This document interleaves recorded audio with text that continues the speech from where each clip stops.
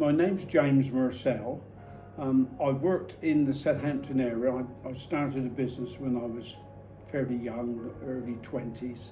Thought better get working and went into engineering and used to make various steelwork things. But I went into engineering and things like that and didn't really know what to do with my life. So I fell into it really and have continued to do that, run my life that way up to now.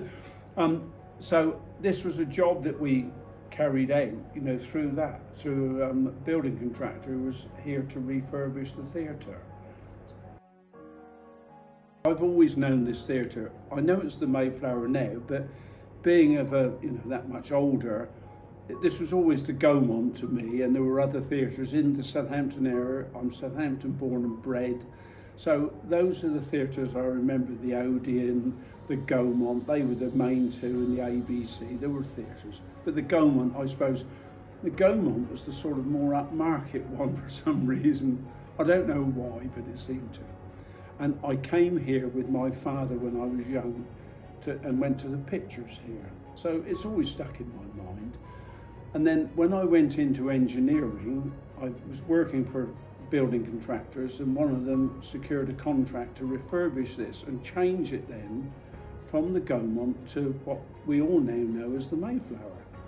And I was then asked to do certain work here, and one of the items of work was which I used to volunteer for all sorts, and people who worked for me used to think, oh, what's he got us now to do? It was always a bit odd to what we normally did. And one of the things was to remove the signage off the top of the roof, which seemed a great thing to me. I thought, this is great, we'll do this, this is going to be interesting. And that's how I came to sort of be involved with working here, not just internally, but getting up onto the roof of this old building and taking its name off of it. The guys then, when they got up on the roof, I think it was said, and they've told me afterwards, what has he got us into this time?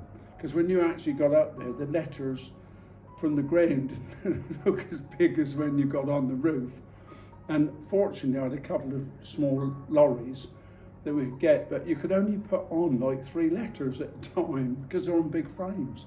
And so they had to be driven down, driven away, and it did take a while. We got it down fairly efficiently because the men they were just good guys working on it.